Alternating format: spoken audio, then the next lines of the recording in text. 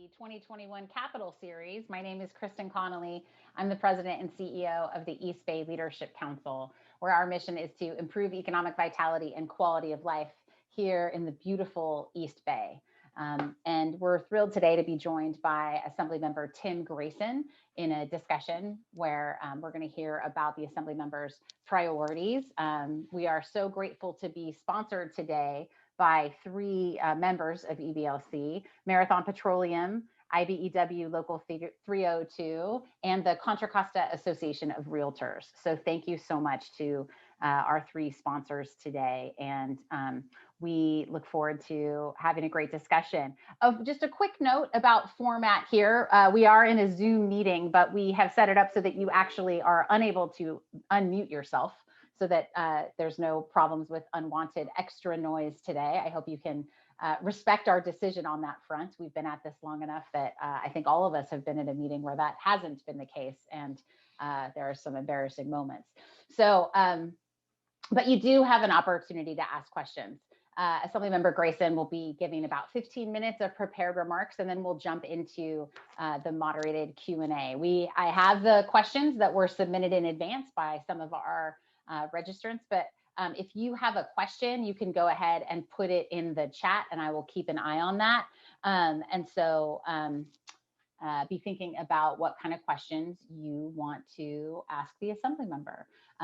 But without, and we'll continue to let people into the meeting as they gather, but I do want to just jump in and start this event. So thank you so much, Assemblymember Grayson, for joining us today. For those of you who aren't as familiar with Tim Grayson as we are at the East Bay Leadership Council, he was first elected to the legislature in 2016.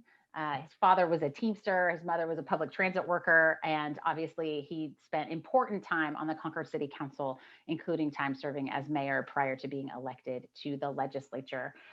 He's the founder of the Contra Costa Family Justice Center in Central County, and that was where I first crossed paths with then Council Member Grayson and Mayor Grayson when I worked for Contra Costa County Supervisor Karen Mitchoff, and just really appreciated his leadership. There's no question that those family justice centers would not have proceeded along that path without his dedicated leadership.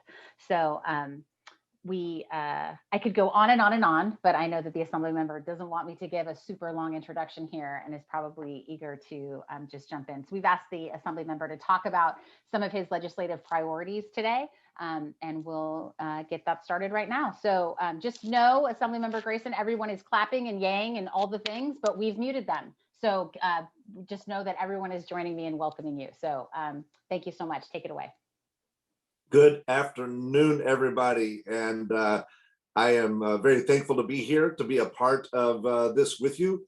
And of course, Kristin Connelly, thank you so much for your gracious introduction. You are so very kind, and thank you for not going on and on and on. And let me have a chance to talk really fast. I am going to talk fast. There's a lot of material. It has just been a busy year already for us. So I do want to recognize each and every one of you. You are East Bay change makers, and all of you as stakeholders providing leadership, the East Bay business community.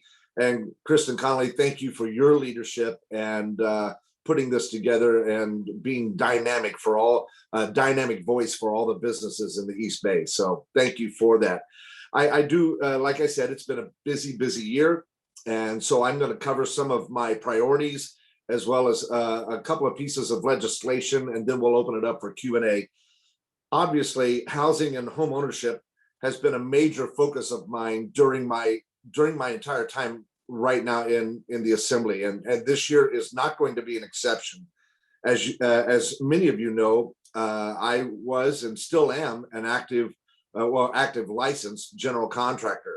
So at the same time that I have stood on one side of the counter trying to pull a permit and going through the planning process, I've also had the privilege to know what it's like to be on the other side of the counter when I served as mayor of Concord for a couple of years, as well as serving on the city council in the city of Concord. So it's given me that unique perspective from both sides, the challenges that are faced on both the builders side as well as local jurisdiction in trying to build new housing.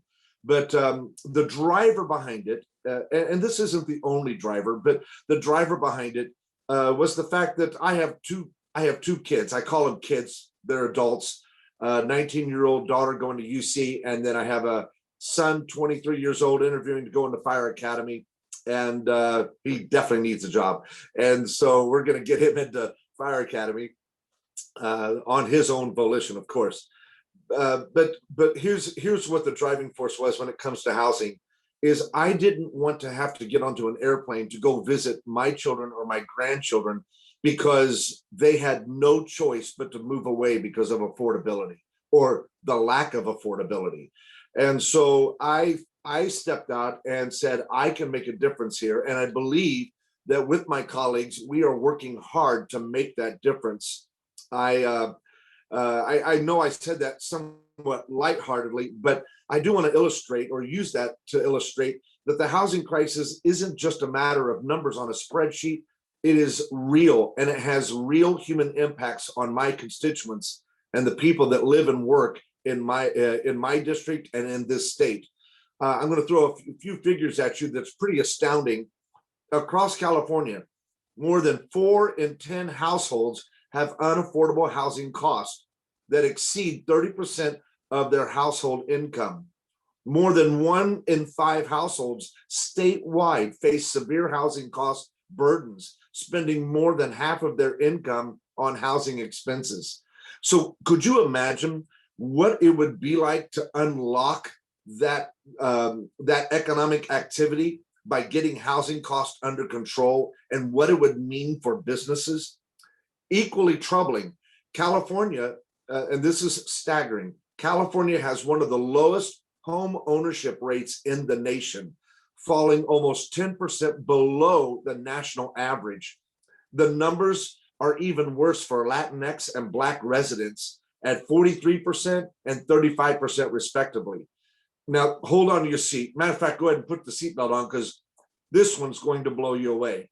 In fact, the rate of Black home ownership is lower today than it was in 1960 when racially based housing discrimination was legal. That, my friends, is tragic. I don't know what other word to use for it, but it's a travesty. I've introduced a package of bills this year that we're going to try to use to turn the tide on housing affordability crisis. And I want to say this, that we all want affordable housing. I support affordable housing 100%, but I also support housing that's affordable. What I mean by that is there is the missing middle that we must address. That missing middle consists of people that are making too much to receive subsidy, but not enough to afford a mortgage payment, and which puts them in a very awkward position as far as making home ownership impossible. We have really great things happening in my district. We have things like Factory OS on Mare Island that streamlines the way housing is made in a modular type environment. We have construction defect liability where we could work on that. We have streamlining the way the state coordinates and awards affordable housing dollars. These are all ideas that I'm working on. As a matter of fact, I believe that your board considered one of these bills, AB 602, that just, I think it was this morning, looking for maybe a head nod, yes. And what it does is, for the first time, it would impose basic transparency and accountability standards on the studies that cities and counties conduct in order to set new development fees. I've worked very closely with UC Berkeley's Turner Center for Housing Innovation to find a balanced approach that allows local jurisdictions to pay for infrastructure to support the new housing, but doesn't let them shift costs to renters and homeowners that should rightfully be borne by the general fund. So this bill is going to be heard shortly in just a few days in local government committee. I'd appreciate support in every direction that I can get it. Another big priority comes with the fact that I now have been given the privilege to serve as chair of Assembly Banking and Finance Committee. And I'm very excited about that. Of course, within that committee, we cover a very broad range of policies. And this year, We'll see some bills that are related to PACE, Green Energy Program, debt relief, debt settlement companies, corporate securities law, and fintech. And that's just to name a few. One of the popular topics that maybe some of you will have some interest in, or a few of you at least, and that is the discussion around public banking. The city of San Francisco, Oakland, Berkeley have all dabbled in this recent years. So we are now seeing proposals at the federal level around postal banking, other ideas that propose that government entities get into the business of banking, and advocates, they use the support of ideas from affordable housing to small business financing to serving the unbanked with free products. Many of the advocates also, they seem to be bringing government more and more into a private sector because they don't want banks making loans to industries or professions or other businesses that they don't like. So the conversation around Sacramento on public banking is going to be largely focused on the unbanked Californians. And I see it. I know the challenge is there. There are systemic issues that must be dealt with, but I firmly believe that the government can do some things well, but also at the same time must acknowledge its own limitations. And before the pandemic, the state had difficulty providing basic services like getting a driver's license or registering your car with DMV. And during the crisis, the State Department responsible for providing unemployment benefits was riddled with problems. And yet we think we're going to indulge successfully in running a public bank. So there's a lot of questions and a lot of answers that have to be asked and have to be attained. I'll be looking really, really closely, carefully at proposals that push the state into more difficult and risky activities.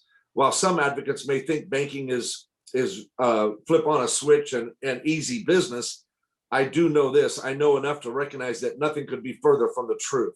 So the last priority that I want to talk about real quick here, and I'm hurrying, Kristin, I promise. The last priority that I want to talk about is an idea and concept that we have named the Green Empowerment Zone. And it's for the northern waterfront area of Contra, Costa, and Solano counties. The bill is AB 844, and it's set to be heard in Assembly Jobs and Economic Development Committee on April 27th. Now, this concept is to create a kind of green economic development zone, which would prioritize access to tax incentives, grants, loan programs, workforce training programs, private sector investment in clean and green energy sector. Now, this is no stranger to at least three of you that I know of, and that is the great work of Nicole Parra and Kristin Connelly and Sunny McPeak. And so I'm hoping, if I'm really, really lucky, to be able to round those three up and get those three very, very smart people to help in the development of the Green Empowerment Zone.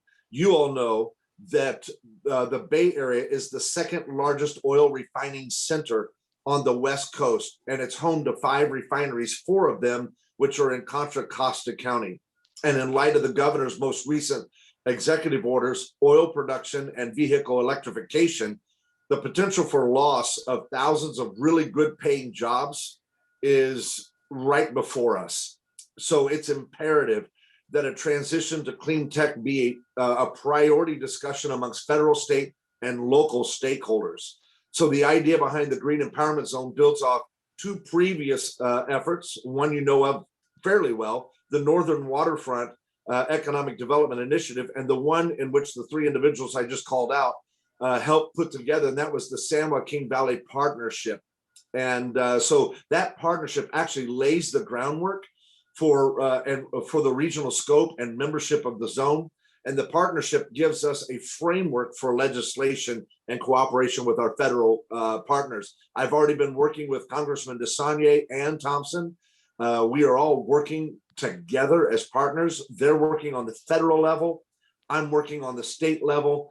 And we will coordinate together as President Biden's infrastructure proposal rolls out and as we begin to see resources made available. we will already be in a position with a system and framework to be able to take advantage of that infrastructure proposal as it comes to fruition. The reality is that we have seen an economic transition without a plan, without a plan and what it would look like. So, this is very difficult for those, especially that are in industries that are being impacted the most. But when the coal economy dropped out of West Virginia, they were left strained on what to do and where to go and how to transition. We don't want to be left in that condition. We don't want to be left in that spot. What we don't want to see is a repeat of West Virginia in California. As the state transitions to clean fuels and high-tech energy, it is a matter of, as far as I'm concerned, we talk about economic or we talk about environmental justice, and I am all for environmental justice, but I'm also for equity and economic justice. And that economic justice supports growth in high-paying jobs and industry to replace the ones that are being phased out. So, or transitioned, shall we say. Those are my priorities. That's what I'm working on. And when I'm not doing that, normally I'm suntanning my toenails and eating bonbons or talking to Kristin on the phone or something like that. Yes, well, sharing your ideas about CEQA reform when you're calling me on the phone. Yes. Okay, well, no, thank you very much. I mean, that's a great starting point, and I think your image of like buckle up is a good one. And what's happening with the changes to industry, and and we've talked about this, that California is on a bit of a collision course, whereas there's a lot of messaging at the federal and state level about the importance of labor unions and the right for people to organize. But the biggest chunk of private sector, high-paying union jobs locally are really under threat, right? And we've been in conversations with folks where different representatives from different labor unions have told us loud and clear that they are really concerned, and that the kind of what's been labeled as a just transition is just unemployment at this point for too many people. And so we want to make sure that we're not caught flat-footed as a region, and we want to be able to support these industries. So I appreciate your willingness to roll up your sleeves and talk about that. So I wanted to build on a couple of things that you mentioned. Firstly, I know about the San Joaquin Valley Partnership because I worked with Sonny McPeak, but I didn't really do anything with the San Joaquin Valley Partnership. So I don't want to take credit for something that's not due, but I'm looking forward to, we're actually having a meeting about that with you tomorrow. So we'll keep moving forward with the Green Empowerment Zone. But I do think what you talked about in terms of acknowledging the state's limitations, right? And I think it was, we actually I got a question in the chat specifically about this. And I know it's not within your committee in terms of as being chair of the Assembly Banking and Finance Committee, but you did mention EDD and how they really screwed up during the pandemic. And as business leaders, as someone who represents the business community, it's really been painful to watch that this government dysfunction prevented people who really needed help from getting that help. And so what have you heard, and what do you think is the path forward to fix that? Because, right, we think of ourselves as the state of innovation and solving problems, and it's like a pox on all our house. So do you have any follow-up about EDD and how we might fix it? So interestingly, we are suffering the consequences of what happened when we took term limits and reduced it down to 6 years. And the reason why I bring this up is because when a legislator was elected and their term limit expired in 6 years, policy was first and foremost for the first couple of years. But then where were they going to land their feet after that was the next priority. What we lost in the state of California was oversight. The reason why I bring that up, Chris, is because actually the state auditor audited EDD back in the Great Recession, 2008 and 2009. Recommendations were made to fix the problems then, right. But because there was no oversight, what happened, those recommendations slipped through the cracks. There was no oversight, and the state continued status quo. Now we experienced a pandemic, another crisis that required EDD to step up, none to only a few were ever accomplished of those recommendations from the state auditor. And when the state auditor did look into it again, come to find out, many of the things had never been addressed that could have saved us in the pandemic. What can be done? Oversight. We are now working vigilantly at the Capitol right now as legislators at really having oversight meetings, committee hearings, calling in state agencies, and actually catching up on fixing the issues that were called out in some cases decades ago. Mm-hmm. Mm-hmm. Yeah, no, appreciate that. And if you can think about ways that we in the business community can remind y'all to do your oversight job, because it's really important. So like, don't let that happen again. So, you know, we would be very behind you, because, you know, there are a few things that drive me more crazy than ineffective, you know, sort of government incompetence on something, like, especially that's so important. So would definitely love to support any efforts you can make. Kristin, if I may respond to that now, what you're doing by engaging and communicating with legislators is absolutely imperative. We cannot do our jobs well if we are not hearing from the voices of stakeholders. And if a legislator will not listen to you, then that legislator needs to find a new place to serve. Yeah. Yes. Yes. Good point. Good point. Following up on a couple other things. So yeah, so the EBLC Executive Committee, this will be news to some folks who are participating today, did talk about, consider, and did endorse AB 602, your bill about sort of bringing sanity and transparency to the developer fees discussion. And we wanted to do that in advance of our board meeting so that we would be able to support in time for that hearing, that upcoming hearing. You got really wonky and dove into like developer fees, right? And I mean, you toured the state. I remember talking to you at your open house back when we could do those things, about what you had learned, and you were fresh off of, I think, doing a hearing somewhere in the Inland Empire. So I did want to just ask you to talk a little bit more about housing. And, you know, you do have this perspective as someone who is a general contractor and who knows a lot about CEQA. And I appreciate your comment about the missing middle housing, because home ownership is a key to getting into the middle class and wealth building in California. And we've seen how terribly inequitable. You mentioned the Black home ownership stat, which is just inexcusable. It's not, we need to change that. So what pieces besides your packages, what needs to happen this session, and what does Governor Newsom need to support? You know, because there have been bills that the legislature passes that the governor doesn't sign, or sometimes things get through one house but not the other. If this is going to be a meaningful year for housing production, what from your perspective, besides 602 passing, what other pieces need to get over the finish line? Thank you. And that is a great question, very broad question, because there are so many pieces, there are so many gears that have to work together. And I think if there was anything that we could do in the state of California that would make housing our battle to win the housing crisis more feasible for us, and that is to bring all those spinning gears together where they actually are turning each other, and synchronized where they're turning together. Mm-hmm. And I'll give you a fine example, Kristin. If you are an affordable housing developer and you want to apply for tax credit with the state of California to help make that affordable housing project pencil out, mm-hmm.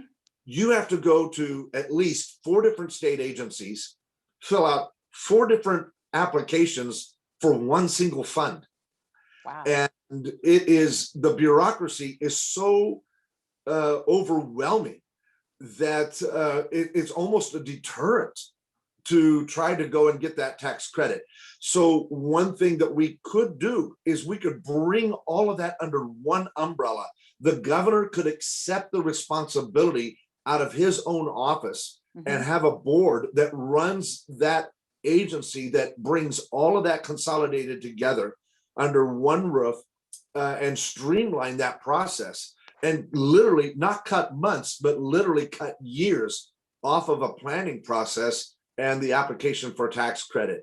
Another area is to recognize where are the jobs, and to figure out a way for us to be able to do infill and for us to be able to do transit-oriented development. I'll talk a little bit about this later if need be, but because there's a lot to be said about it. Mm-hmm. But to be able to create an environment where people can live, work, and play all in the same place.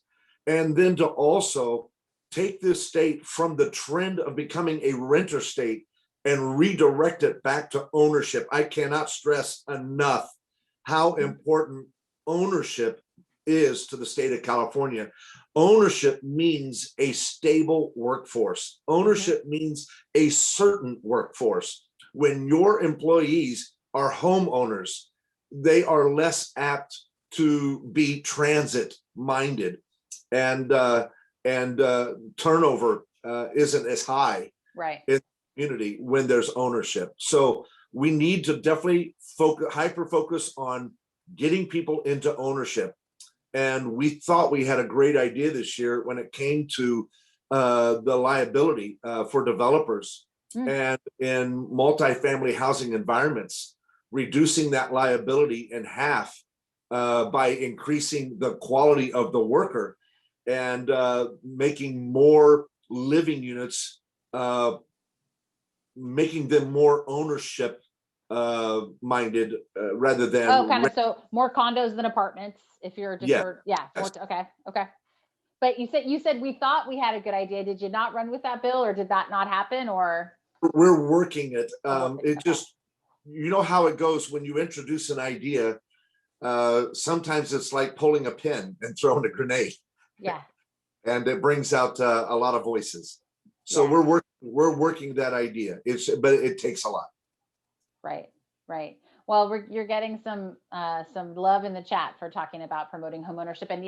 And I introduced you to Jennifer Hernandez from Holland and Knight, who thinks a lot about CEQA and talks a lot about the importance of providing that starter home. She speaks eloquently about her family's own history in Pittsburgh, California, Pittsburgh with a G, not an H, and about how there's just, we're at odds and have made it too hard, and that those starter homes where people can get a foothold into the middle class don't exist. So we welcome the opportunity to work with you at any point to support that. Kristin, the state needs to know its lane, and the locals need to know its lane. We have to preserve local control, but I do believe the state can set the strategy and leave the tactical work to the locals. We tell them what needs to be done. We let the locals determine how to do it. And well, I mean, and part of it, though, all due respect to my local government brethren, and one of my favorite she-roses is on the phone, Sam Cahill. I don't want to step on Sam's toes, but there's a collective freak out about the new expectations.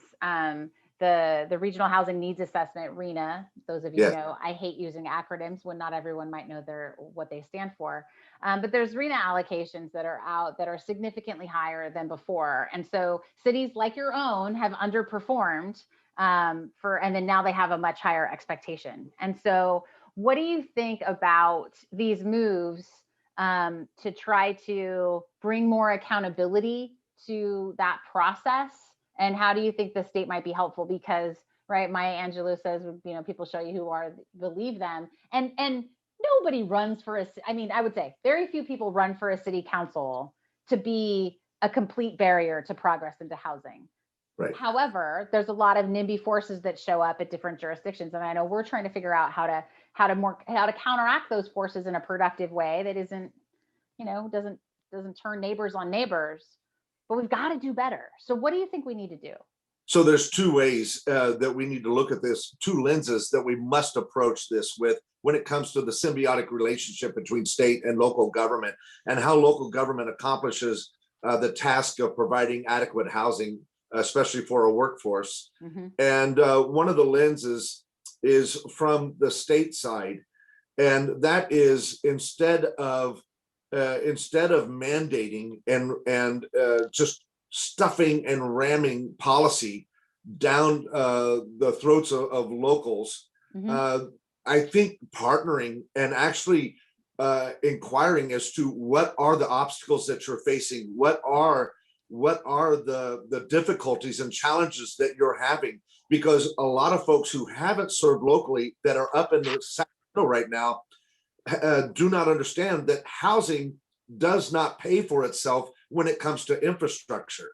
And so when you're asking for a municipality to build more housing, but you're not providing the pathway for industry and commercial activity to exist in the same place, then you're actually you're forcing a deficit situation for a local municipality. And you're forcing them to find ways to do higher taxing on households and property tax. So I would say that the state needs to become more incentive minded, and then the locals need to become more solution minded rather than defensive.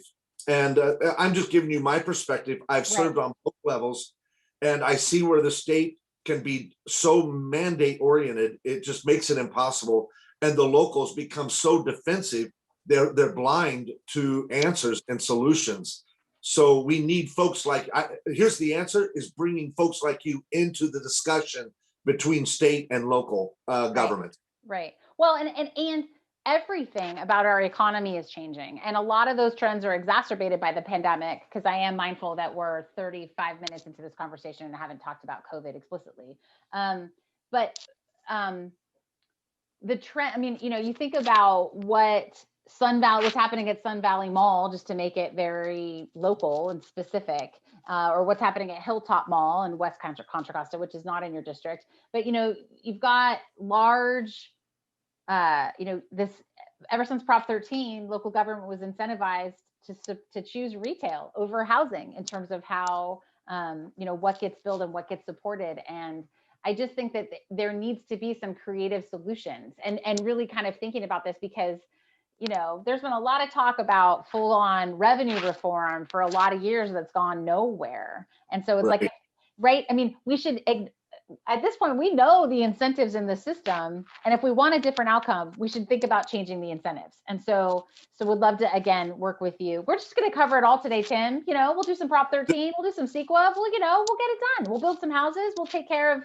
of, creating strong union jobs so that Boilermakers can keep being Boilermakers, and so on. So we'll tackle a lot of hard things. So I do think, and there is some legislation around some streamlining as it relates to converting retail. I know that we're following. And so, I think that there could be some possibilities there.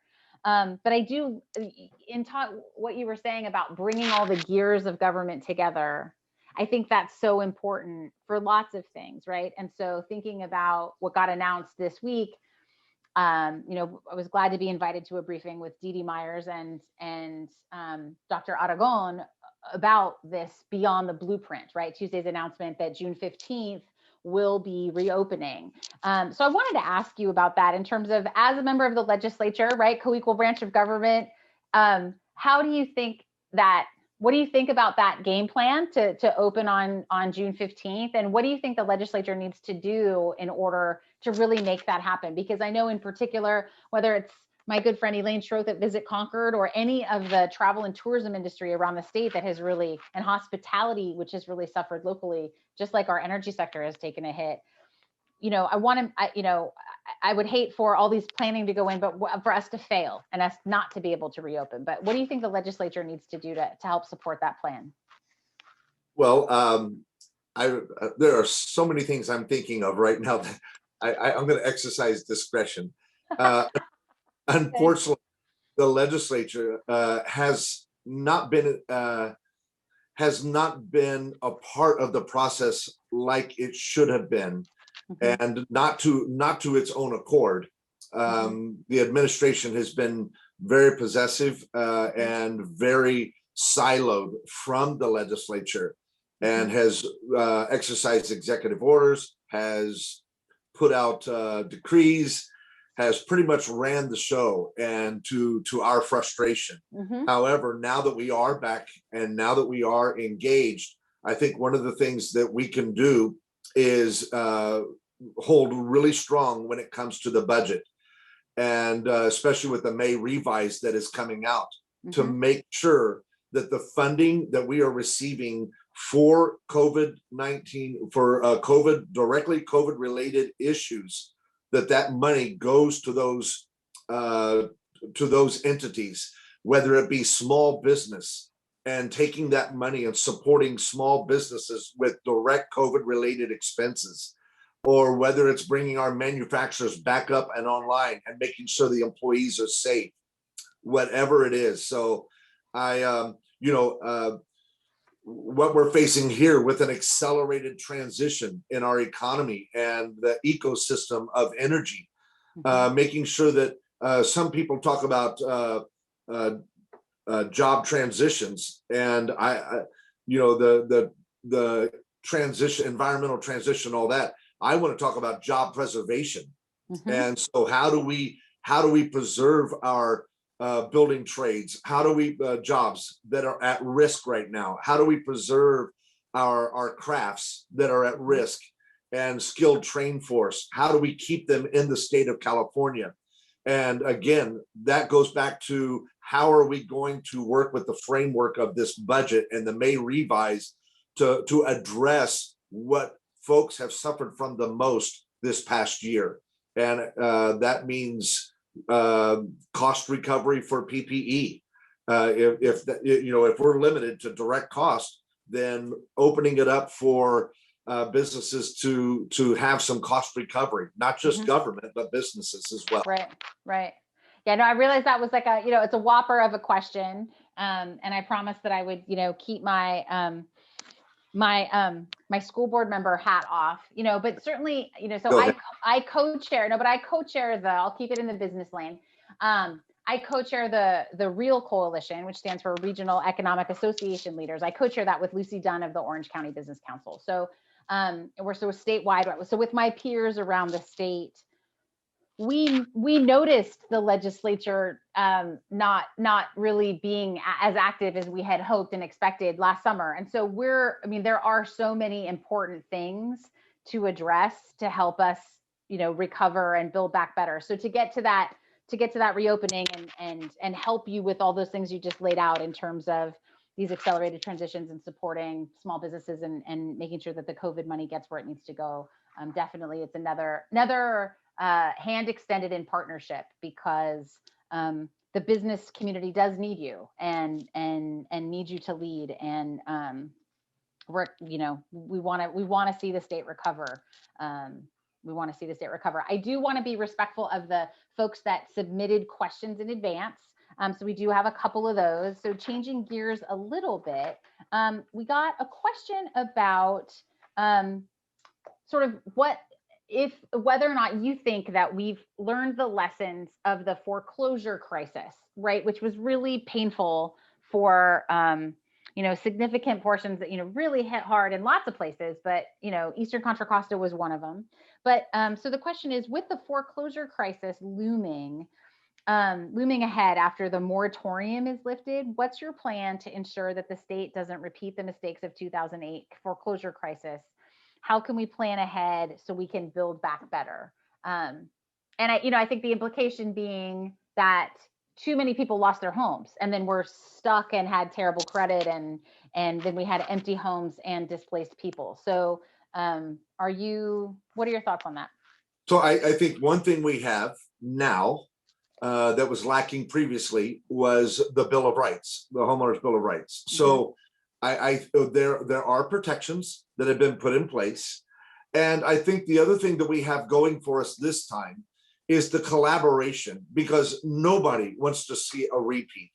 The banking industry doesn't want to see a repeat.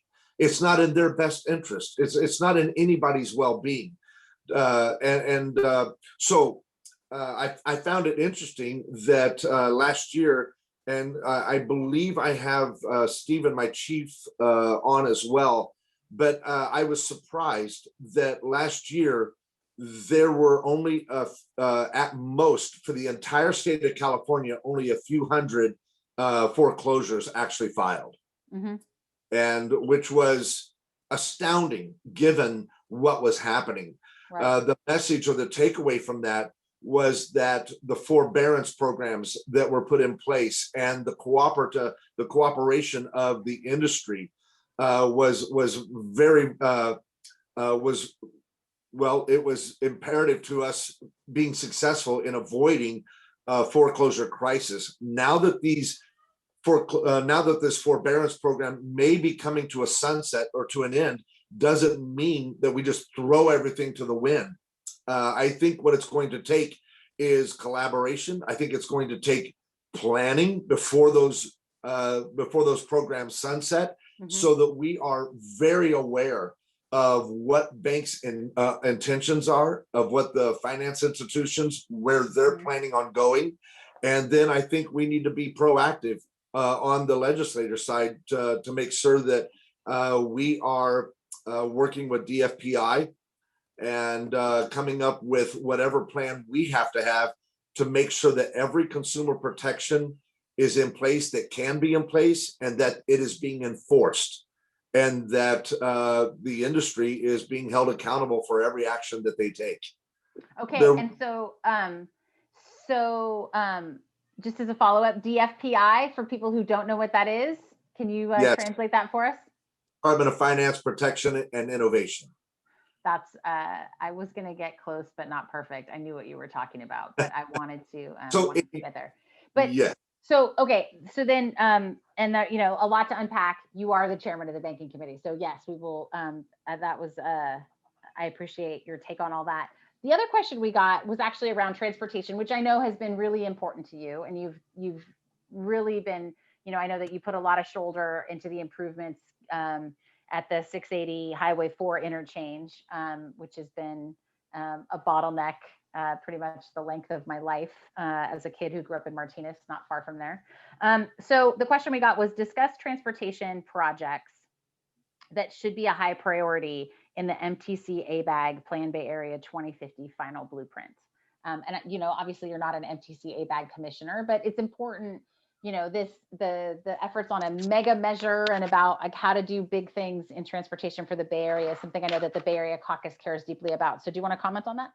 Absolutely. Top, first and foremost is connectivity.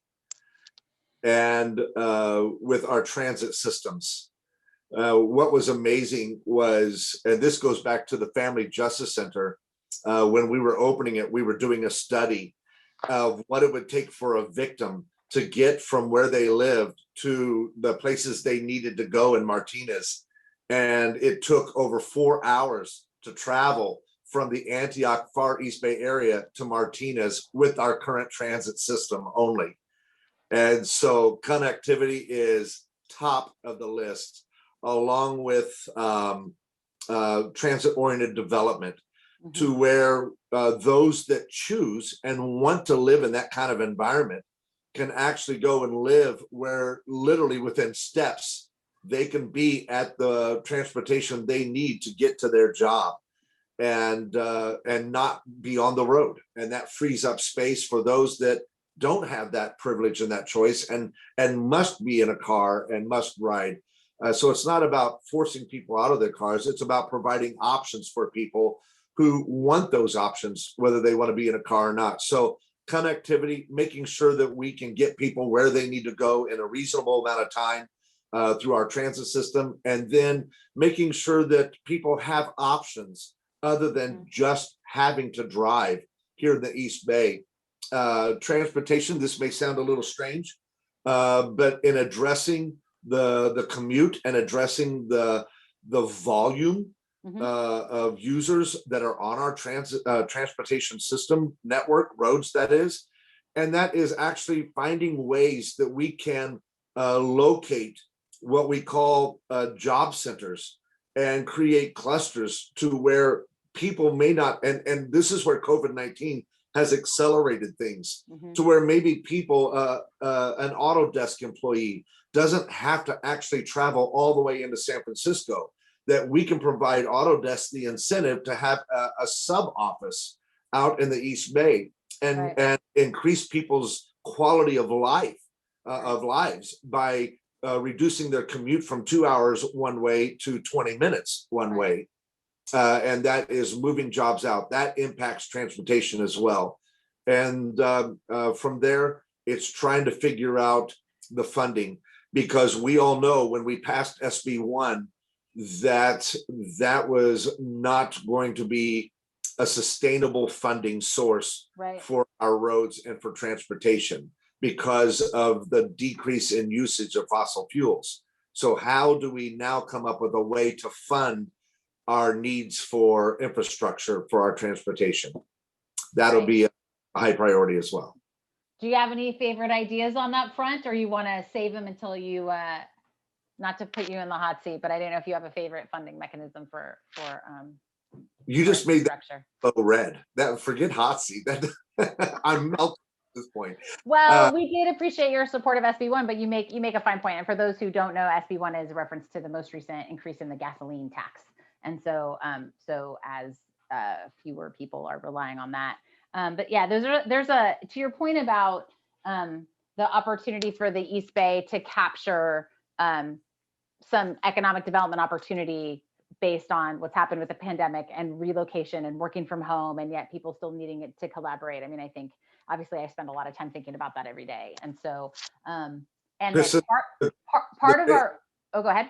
The greatest opportunity we have in the East Bay right now is the Contra Naval Weapons Station, and making sure that we bring jobs to the development of the Contra Naval Weapons Station, and not just housing alone. So you opened the door to that, sir. So, you know, you obviously have a long history with that project, and as does our organization and a lot of people on this part listening in today. And, you know, and honestly, it was, you know, it's really frustrating to have that be, you know, so far behind where it could have been. And, but obviously respect a lot how complex all of that is. So what do you want to see happen? Your former colleagues and the folks that sat in your seat. Some have suggested that the city of Concord's not up to it, and that a joint powers authority should be formed to take over the development of that project and then hand it back to the city of Concord once it's been built. But that, you know, those are that's been suggested. I'm not saying that that's your suggestion, but what do you want to see happen there? I would like to see a master developer, a local master developer rise, and that went through the arduous task of putting together a coalition, a conglomerate of developers, local developers, because I don't know if we have a single developer here locally that could tackle that solo, all on their own, with the exception of maybe one, maybe two. But I think it would be in the best interest of the entire region if there was an applicant to be master developer that would come with the plan of an entire group of stakeholder developers that specialize in a multiplicity of projects, from commercial to light industry to parks and rec to infrastructure to housing, and then to affordable housing, and let it be a very diverse group of developers. I think we would get faster results because you spread out the burden of the equity that is needed to be able to carry that kind of a project. Okay. All right. Well, as I've said all along, the entire time I've been in this role, you know, certainly we want to see, you know, see that opportunity be seized. And, you know, there is a huge opportunity for, you know, the development of that land in very smart ways to improve, you know, to really put in cutting edge infrastructure. And so would love to make sure that that actually happens.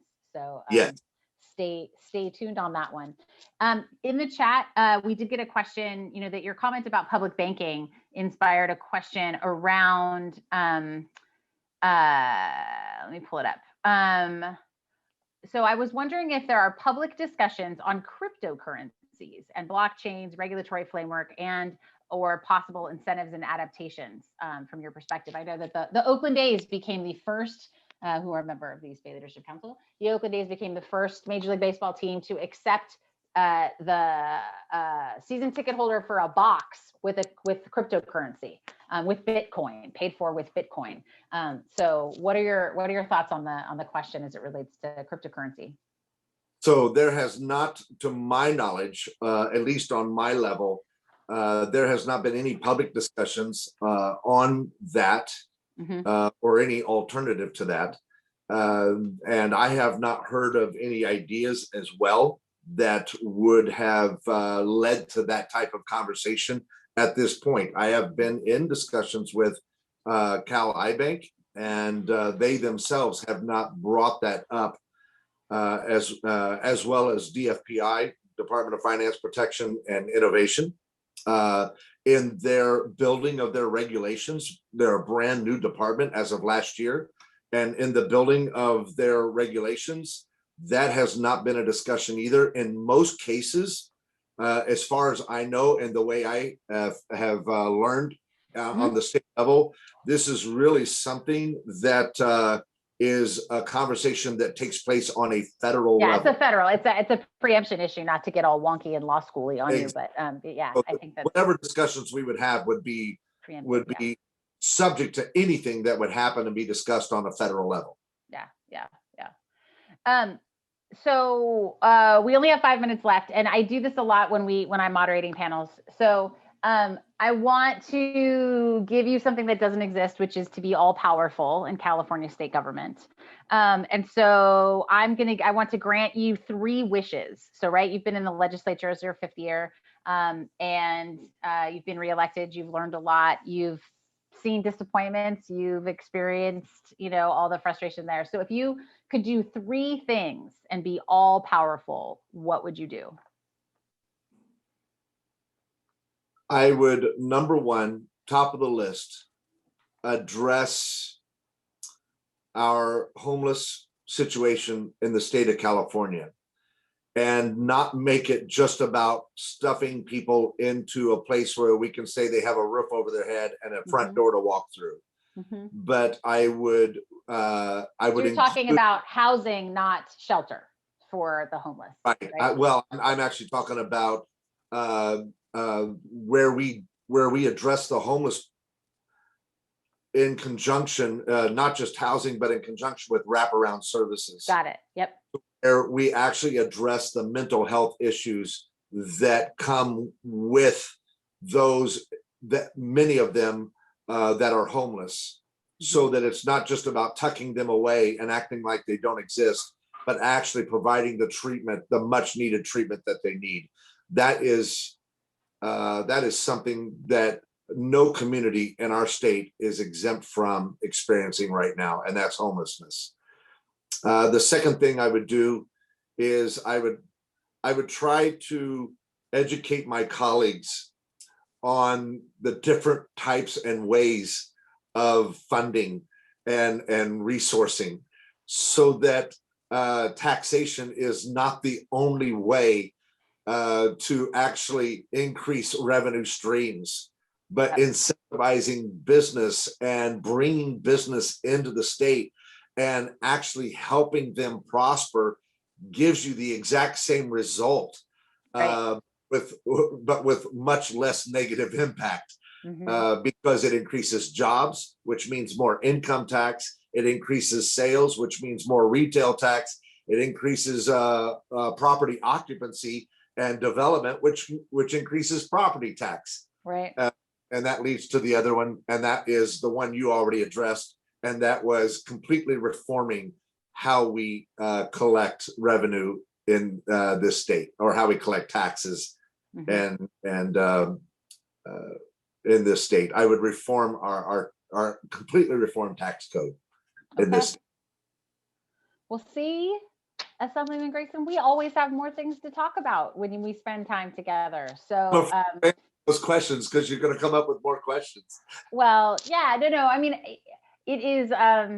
Look, California is very fortunate that we have weathered this pandemic with the progressive nature of our revenue stream, and the dependence on income tax of high earners has left us in a position of envy among many other states in terms of addressing the problems of the pandemic. However, there are big questions around sustainability and how we can, and whether or not, what we could do better. So I appreciate you thinking big and being bold with your 3 wishes. And certainly, and I don't know, I'm just going to give a little shout out to the EBLC's policy director, Libby Lavender, who's the chair of Contra Costa's Council on Homelessness. It's one of the things that she does in her free time.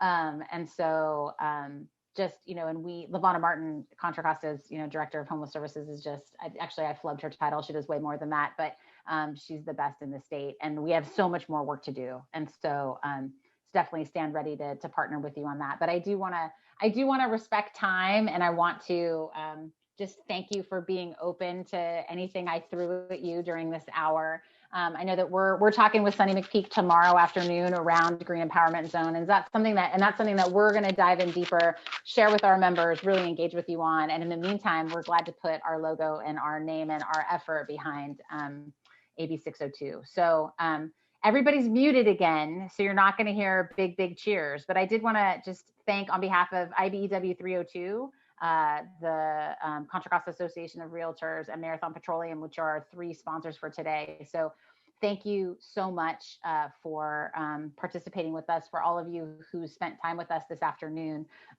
thank you so much. We did get a question. There is a California Exodus narrative that we'll have to take up another time. But just know that there's so much more work to do for the California dream to be accessible to everybody. And so Yes. we continue to work and take seriously our charge to make sure that we bring equity in all the policy work we do. So I want to thank Ken Mintz, our current board chair, BL Moore, our chair-elect, and thank you everybody for being here. We are adjourned.